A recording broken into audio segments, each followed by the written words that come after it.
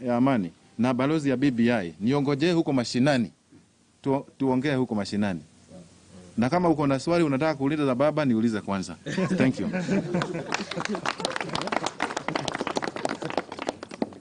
Asante. Vile nilivyosema, I welcome this team here this morning. It's a team of, you can see, young people. Some of them are student leaders, some of them are youth leaders, some of them are coming up entrepreneurs in our country. And we have spent a good time, a good portion of this morning talking about a number of issues. I've taken them along a journey down the memory lane to where we're coming from, because most of them are young people. You are not there when we had a colonial government in this country. They don't know what colonialism was like, what kind of animal. They don't know how independence came about. Then they don't also understand the post-independent development until they came about. And this happens to be the biggest portion of our society today. Over 75% of our population are people who were not there when we got independence. So therefore they don't understand, and that's why some of them sometimes make uninformed decisions. But it's good that to have this conversation, because they also have informed me about their own experiences in life, the kind of challenges that they are facing in our society today, and what they also see as possible solutions to those challenges and problems. Nations make progress by constantly reviewing their path and changing course and starting afresh to respond to emerging challenges. America did this after the Civil War. Britain did this when colonialism became untenable. They did not leave colonies because they wanted to leave, but because they were forced by circumstances to hand over independence to those countries. China also changed course in order to be able to feed the people and create more wealth in China itself. Singapore went into a union with Malaysia, which was short-lived. Then they came out and defined their own path to the future. The same thing happened also closer to us here in South Africa. Some of you were old enough when South Africa was attaining independence after centuries of apartheid rule. But this has happened. So through BBI, Kenya is changing course and starting afresh to deal with issues which we've seen. Things like corruption, inequality, violent elections, exclusion, and so on and so forth. We are starting afresh. This is the reason why we brought BBI, to enable Kenyans to have a fresh beginning.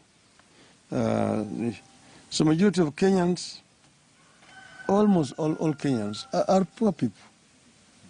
You can call them hustlers. But what we want is to see how we can move our people from this status of poverty to status of prosperity. When they were fighting for independence, I remember so well, they were saying that we want to remove this brutal and inhumane rule of the Wazungus so that we can bring our own people to lead this country and then deal with our three major enemies at that time: ignorance, poverty, and disease. Unfortunately, because of bad governance, over the years, some of those enemies have even become stronger, like poverty still with us up to now. A number of Kenyans still cannot access health care. And then quite a number of Kenyans are still ignorant. So we want to deal with these issues more effectively. And this cannot happen unless we change course. And it's not just a matter of using words, but coming up with proper strategies to deal with these issues. So we want to pay tribute also to Kenyans, young and old, who keep on hustling genuinely out there. They never steal from fellow Kenyans, and eventually they also make it. You've seen people who have been able to change their social status, but we have not given them proper environment for upward social mobility. This is what we need. That if somebody was born in poverty, he is not condemned to live and die in poverty. That there is opportunity for them to advance socially to another status than the one that their parents lived in. This is what is called development. This is how development is measured. And this is what we want to do.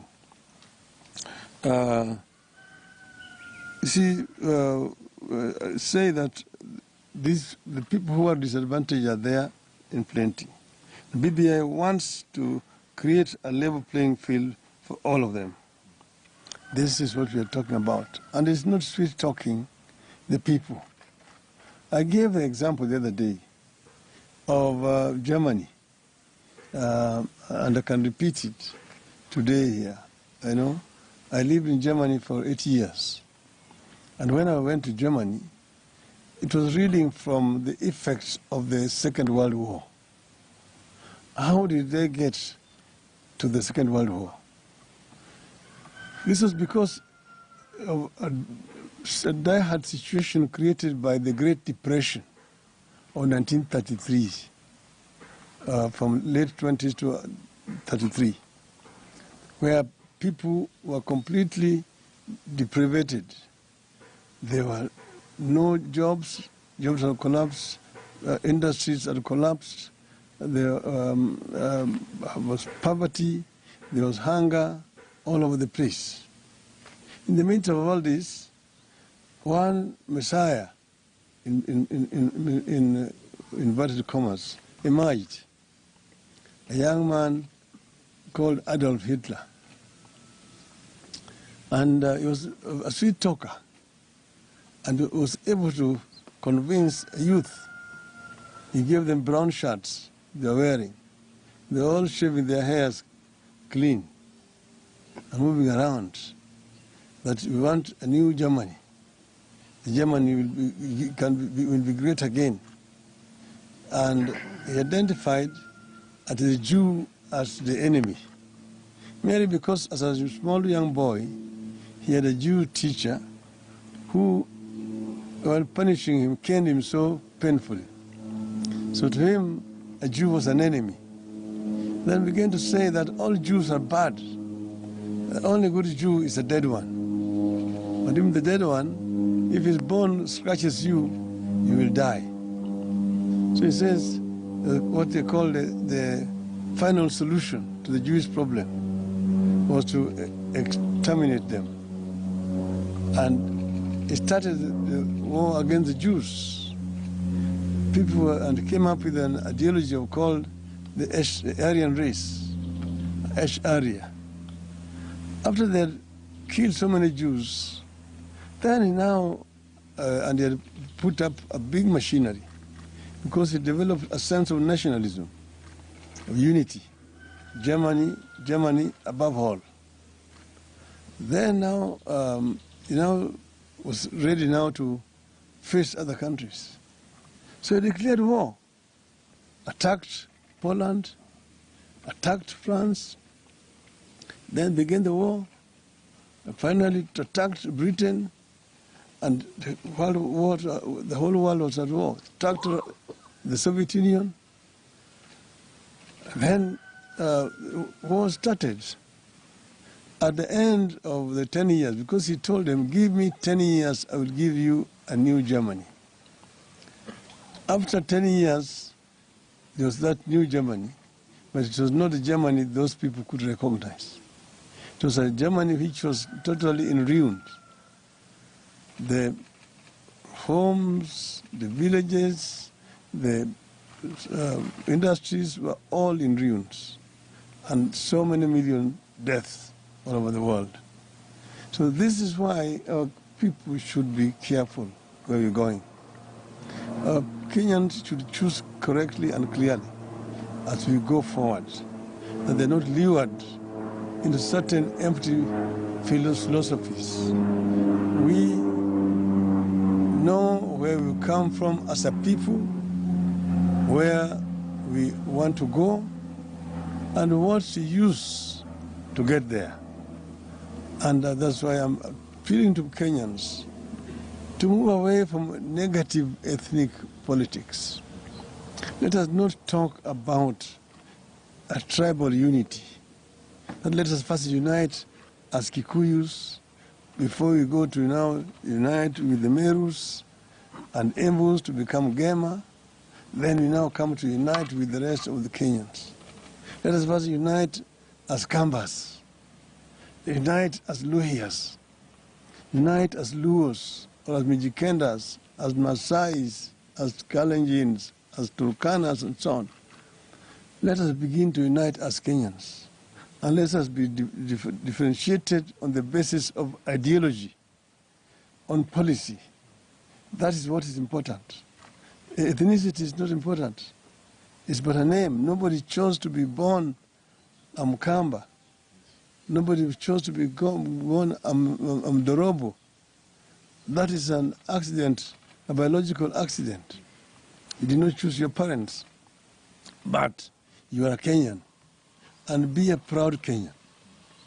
Be proud to be a Kenyan.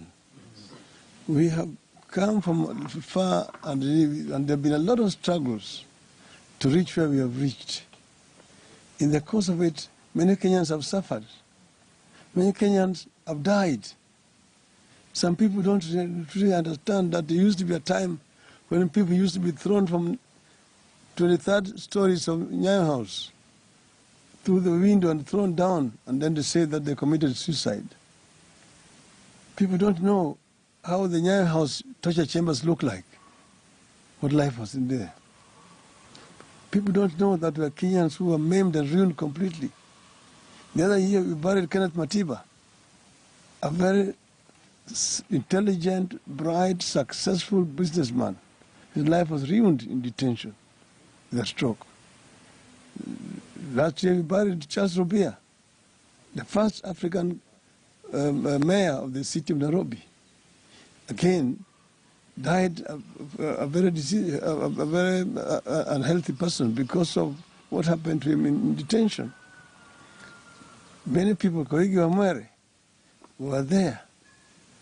Oyugi Akongo professor were there. Otieno Makonyango, Kaimoji Wachira, Professor Katana Mkangi, our former Chief Justice, William Mutunga. All of these people who suffered seriously. And when we were at the height of achieving victory, then came an organization called YK92.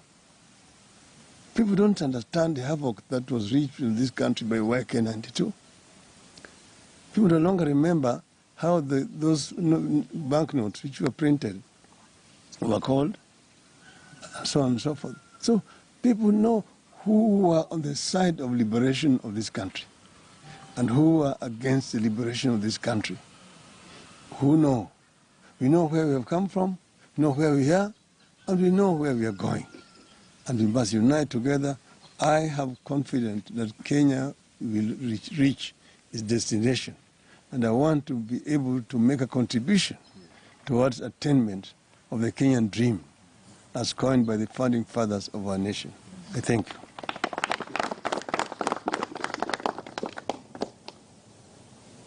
Swali. hakuna. Yes. Kwa Kiswahili kwa kifupi, juzi tuliona Rais Uhuru Kenyatta akiwa pale Vihiga, na kwa sasa pia mzungumzia kuhusu masuala ya ubaguzi wa kikabila. Labda unaweza kuhusiana na vile Rais Uhuru alisema kwamba pia imefika wakati wa jamii nyingine pia kukua kwenye hatima ya uongozi nchini. Jana pia kuna naibu rais alimjibu wala kama kiongozi wa chama cha ODM. Unaweza kusema kuhusiana na kauli kama hizo ambazo kwa sasa zimezua pingani sana nchini? No, I mean, Kenyans are all Kenyans, but as you know, Kenya is a multi-ethnic society, and because of this, we must be actually sensitive to the ethnic differences that we have in our country. In a place like in Switzerland, they have even what they call the rotating presidency. They have got the cantons, and the presidency moves from this region to the other, that is the way that they have done it in the society. So in the United States, if you are standing as a president, then a president must come from another region, and so on. So different countries have dealt with this issue differently. And I really see no harm in this issue here. If particularly when you see that when particular people are there, the appointments that are made favor the people from their respective communities. If you just go and look at the cabinet of Jubilee of 2013, look at it, look at the permanent secretaries, then go and look at the heads of parastatals in the country, I wish somebody in the media can come out and do it and publish it even tomorrow, so that Kenyans can see for themselves what we're talking about. Because you cannot be talking about being a nationalist, but when you have an opportunity, then you basically disappoint from your own community. If you look at the Grand Coalition government, look at how it was appointed. It was, of course, a very different ballgame at that time. So we must embrace inclusivity. We must understand that each and every Kenyan pays taxes. Taxes are collected in all regions of this country without discrimination. Therefore, don't discriminate when it comes to making appointments to positions in this country. Look at each and every person as a Kenyan.